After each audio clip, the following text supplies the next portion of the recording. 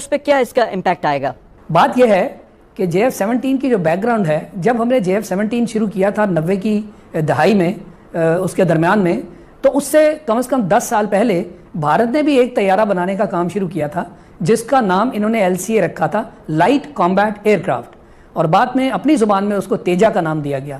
جب وہ طیارہ ہم سے اتنا آگے چل رہا تھا تو میں نے جب اس پروجیکٹ کو شروع کیا، اس طیارے کی جو پروگریس ہے میں اس کو دیکھتا رہا، مانیٹر کرتا رہا، اور ہمارے ساتھ جو چینی ہمارے دوست شامل تھے ان کو میں بتاتا رہا کہ ہمیں کوشش یہ کرنی ہے کہ ہم مارکیٹ میں اس طیارے سے پہلے آئیں تاکہ ہمارے طیارے کو مقبولیت حاصل ہو، اور بھارت جو طیارہ اتنے عرصے سے بنا رہا ہے وہ ہم سے آگے نہ چلا جائے۔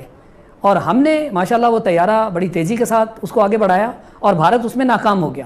آگے تو کیا جانا تھا، وہ بالکل ناکام ہو گیا، اور حد یہ ہو گئی کہ اس کی اپنی ایئر فورس نے وہ طیارہ خریدنے سے انکار کر دیا، لہٰذا وہ بھارت کی جو انڈین ایئر فورس ہے اس کو وہ طیارہ کبھی بھی جوائن نہ کر سکا۔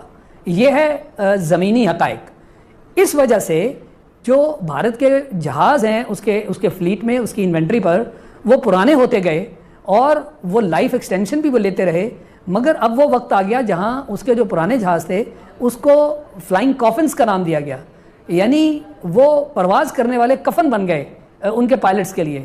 اور وہاں پہ پھر اس کے بارے میں بڑی حکومت کے خلاف وہ ہوتے رہے، کاروائیاں بھی ہوتی رہیں کہ جی وہ جو شخص جو پائلٹ ہیں ان میں ہلاک ہو جاتے ہیں، ان کو آپ نے اتنے پرانے طیارے دیے ہوئے ہیں کہ وہ تو ہلاک ہو جاتے ہیں۔ احتجاج ہوتا رہا اس بات پر، مگر اتنے سال بیت گئے، بھارت اسی کشمکش میں رہا کہ کون سا نیا طیارہ خریدیں جس سے اس کے پرانے جو فلائنگ کافنز ہیں ان کو ریپلیس کیا جائے، اور وہ اسی کشمکش میں اور اسی تگ و دو میں آج کا دن آ گیا۔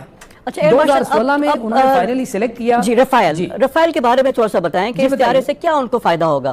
جی رفال جو ہے اصل میں یہ بھی ایک گروپ ہے جہازوں کا نا، یہ جنریشن وائز جہاز چلتے ہیں، پہلے 3rd جنریشن جہاز تھے، پھر 4th جنریشن جہاز آ گئے۔ یہ 4th جنریشن ہے کیا؟ ویورز کے لیے تھوڑا سا ایکسپلین کر دیں، 4th جنریشن 5th جنریشن یہ ہے کیا، ذرا ایکسپلین کر دیں ویورز کے لیے۔ یہ جنریشن کا حساب جہاز کے اندر جو ٹیکنالوجی ہوتی ہے یہ اس سے ہوا کرتا ہے۔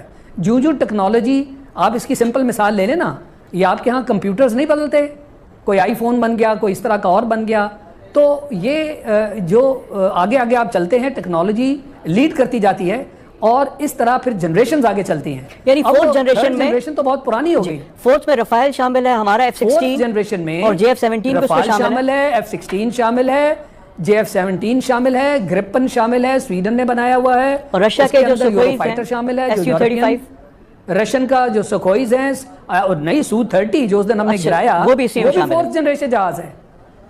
تو اب بات پوچھنے والی یہ ہے کہ یہ جو مودی صاحب جو تشریف لائے ٹیلی ویژن پر کہنے لگے اپنی شرم کو چھپانے کے لیے دنیا کے سامنے کہ اگر رفال ہوتے تو نتیجہ کچھ اور ہوتا۔ ارے بھائی نتیجہ کچھ اور نہ ہوتا، ہم نے آپ کا 4th جنریشن جہاز جو ٹاپ آف دا لائن آپ کی انوینٹری پہ ہے اسے گرایا الحمدللہ۔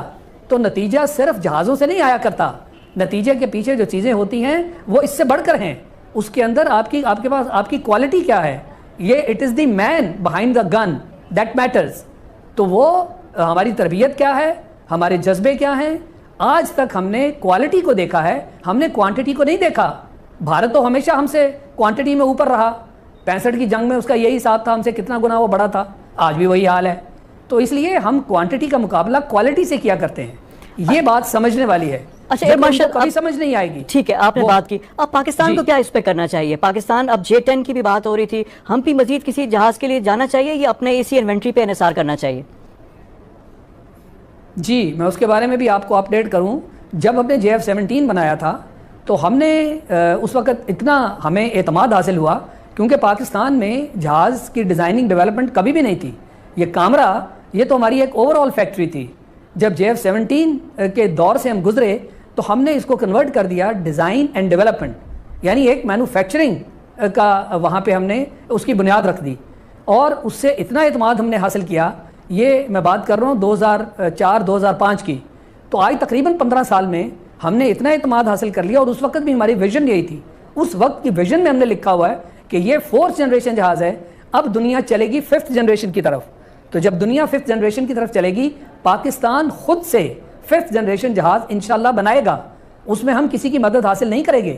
پہلے تو ہمارے ساتھی تھے چین والے, تو اب ہم نے اس کی مدد حاصل نہیں کرنی, اور 5th جنریشن جہاز کے لیے ہم نے اپنا سارا کام جو ہے وہ شروع کر رکھا ہے, اور انشاءاللہ آپ سنیں گے کہ 5th جنریشن جو اس وقت